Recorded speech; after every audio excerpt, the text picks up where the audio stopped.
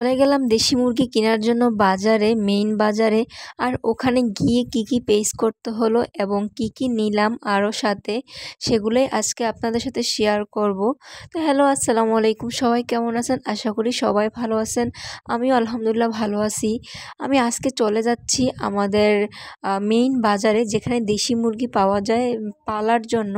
এই যে দেখতেছেন এই পাহাড়টা আমাদের কুমিল্লা শহরের, পুরা শহরের ময়লা এখানে এসে জমা হয়। আর এটা অনেক অনেক মানে দুর্গন্ধ ওখানে। যাই হোক, বাজারে চলে আসার পরে অনেকক্ষণ দাঁড়িয়েছিলাম, কিন্তু কেন দাঁড়িয়েছিলাম সেটা পরে বলবো। ওখানে কিছু চারা দেখে ওখানে দাঁড়ালাম। তারপরে ভাবলাম যে ও হ্যাঁ, আমার আম্মু আমার সাথে গিয়েছিল, তো ভাবলাম যে চারাগুলো নিয়ে নিই। আঙ্কেলকে বললাম যে বেগুনের চারা কত করে, মরিচের চারা কত করে। তো আঙ্কেল বলল বেগুনের চারা একটা 10 টাকা করে, মরিচের চারা একটা 20 টাকা করে। আমি 2টা না 3টা বেগুনের চারা নিয়ে নিয়েছি, আর একটা মরিচের চারা নিয়েছি, আর 2টা লাউ গাছের চারা নিয়েছি, সাথে একটা আমড়া গাছের চারা ছিল।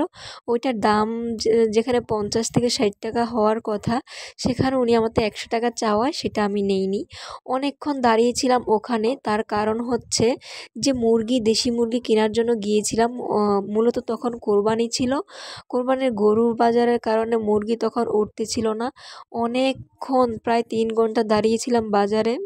ও হ্যাঁ, সাথে আমার আম্মুও গিয়েছিল, আর একটা ভাগ্নি গিয়েছিল, সেজন্য। তো অবশেষে মুরগি বাজারে চলে গিয়েছিলাম, গিয়ে অনেকক্ষণ দাঁড়িয়েছিলাম। তো মুরগি কেনা হয়েছে, পরে বাজার করার জন্য চলে আসলাম। মাসের বাজার করার জন্য চাল ডাল যা যা লাগে তো কিনে নিলাম। এই যে মুরগিগুলা কিনছি, 4টা মুরগি আর একটা মোরগ। তারপর পেঁয়াজ রসুন নিয়ে নিলাম, প্রায় 5,000 টাকার বাজার করলাম। করা শেষে মনে হলো যে ঘরের জন্য কিছু বিস্কুট নেওয়া দরকার, সেজন্য বিস্কিট চয়েস করতে গেলাম। বিস্কিট ততটা খায় না ঘরে, তাও প্রয়োজন হয়। পরে ওনাকে বললাম যে এগুলোর নাম জানি না, ওখান থেকে 1 কেজি বিস্কিট দিয়ে দেন। তারপর উনি দিয়ে দিল। নিয়ে তারপর একটা অটো দাঁড় করালাম, অটোর ভিতরে চাল ডাল যা যা নিয়েছি সব কিছু রেখে দিছে। দোকানদারটা অনেক হেল্প করছে। আমাদের ওখানে বালুতুবা থেকে বাজার করছি, পরে চলে আসছি বাড়িতে। অটোতে করে বাড়িতে চলে আসছি।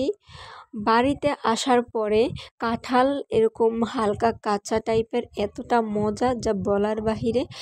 শহরে থাকি সেজন্য খাওয়া হয় না, বাড়িতে গিয়ে খেয়েছি, অনেক ভালো লাগছে। এই যে এগুলার নাম কি আমি জানি না, এগুলো আমাদের বাড়িতে আসছে, এগুলার বাড়ি মূলত অনেক দূরে। এগুলা একটু মানে ওই গ্রামের বাসায় বলে না, পাড়া বেড়ানো টাইপের। যাই হোক, পরে এই যে দেখেন গাছের ভিতরে যে লেবু ধরছে, এগুলো একটু ভিডিও করছি, এই ভিডিওর ক্লিপটা ছিল সেজন্য এখানে অ্যাড করে দিছি। এগুলার ভিতরে অনেক অনেক রস ছিল। তারপরে এই যে একটা গাছ, এই গাছটার নাম আমি জানি না, আপনারা যদি জেনে থাকেন তাহলে অবশ্যই কমেন্ট করে জানাবেন। আর হ্যাঁ, আমার ভিডিওটা কেমন লাগছে অবশ্যই কমেন্ট করে আমাকে জানাবেন। আমার পেজে আর চ্যানেলে যদি নতুন হয়ে থাকেন তাহলে সাবস্ক্রাইব অ্যান্ড ফলো করে দিবেন।